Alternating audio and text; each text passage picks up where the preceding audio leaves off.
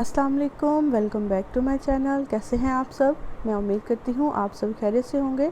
आज मैं आपके लिए नहायत ही मज़ेदार और आसानी से बनने वाली सीख कबाब की रेसिपी लेकर आई हूँ।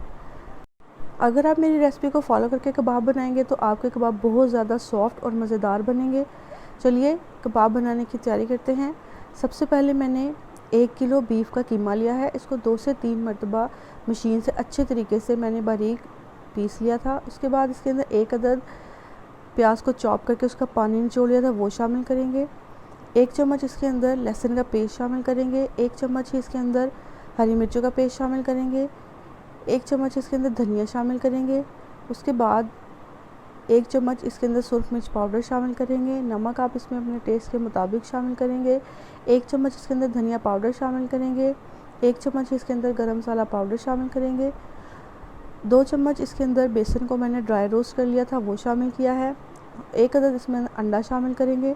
बेसन और अंडा जो है वो बेसिकली एक बाइंडिंग एजेंट का काम करेगा। उसके बाद तमाम अज़ा को शामिल करने के बाद अच्छे तरीके से इसको मिक्स कर लेंगे। अच्छे तरीके से मिक्स करने के बाद अब इसको कबाब की शक्ल देंगे।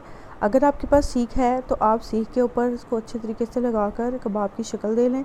यहाँ पर मैं आपको आसानी से बताऊंगी कि अगर आपके पास सीख नहीं है तो आप 1 चम्मच की मदद से भी कबाब घर पर बना सकते हैं। मैंने 1 चम्मच की बैक साइड पर थोड़ा सा ऑयल लगाया है। उसके बाद इसके ऊपर थोड़ा सा बैटर लेकर उसको हल्के हाथों से प्रेस कर कर मैंने कबाब की शक्ल दे ली है। इसके लिए आप लोग लेड पेंसिल का इस्तेमाल भी कर सकते हैं, इससे भी कबाब की शेप बहुत ज़्यादा अच्छी आएगी। कबाब बनाने के बाद मैंने तवे के ऊपर ऑयल शामिल किया है। ऑयल को अच्छी तरीके से गर्म कर लेंगे।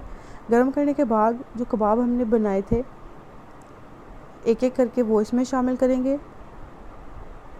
आंच हमने यहाँ पर दरमियानी ही रखनी है, बहुत ज़्यादा तेज़ आंच पर हम इनको नहीं पकाएंगे। तकरीबन 4 से 5 मिनट एक साइड पकाने के बाद इसकी साइड को पलट देंगे। अगर आप मेरी रेसिपी को फॉलो करेंगे तो यकीन करें आपके कबाब बहुत ज़्यादा मज़ेदार बनेंगे और सेम बाज़ार जैसा टेस्ट आएगा। इसको ज़रूर ट्राई करिएगा।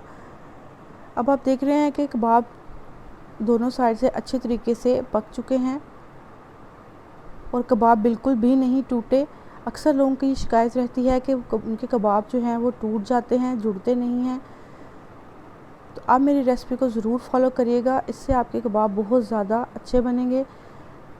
तकरीबन 15 मिनट अच्छे तरीके से पकाने के बाद कबाब हमारे तैयार हैं। इनको निकाल लेंगे। दूसरी तरफ मैंने कोयले को अच्छे तरीके से सुलगा लिया था। उसके बाद एक कढ़ाई के अंदर तमाम कबाबों को रखेंगे और एक कटोरी के अंदर कोयला रख कर उसके ऊपर 1 चम्मच ऑयल डालेंगे और उसको अच्छे से ढक देंगे। कोयले का दम देने से कबाबों के अंदर बहुत ज़्यादा अच्छा स्मोकी सा फ्लेवर आएगा।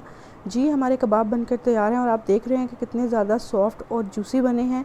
इसको ज़रूर ट्राई करिएगा। मेरे चैनल को लाइक, शेयर और सब्सक्राइब ज़रूर कीजिएगा। अल्लाह हाफ़िज़।